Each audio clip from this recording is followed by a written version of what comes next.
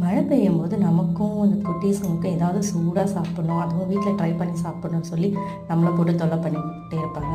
So அதுக்காக நான் try பண்ணதான் பன்னீர் மோமோஸு. கொஞ்சம் வெங்காயம், குடமிளகா, துருவின பன்னீர், அது கூட ஆர்கானோ, அதுக்கப்புறம் சில்லி சாஸு, கொஞ்சம் பெப்பர், சால்ட்டு இதெல்லாமே சேர்த்து மிக்ஸ் பண்ணிவிட்டு மைதா மாவை வந்து நம்ம நல்லா கொஞ்சம் எண்ணெய் உப்பு போட்டு பிசைஞ்சு வச்சுப்போம்.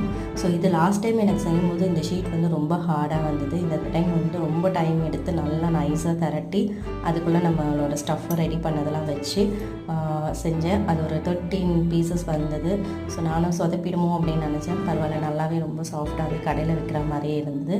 அதுக்கு ஒரு சின்னதாக வீட்லேயே சாஸும் ரெடி பண்ணி குட்டீஸ்கிட்ட கொடுத்தாச்சு. டேஸ்ட்டும் கொஞ்சம் நல்லாவே வந்தது.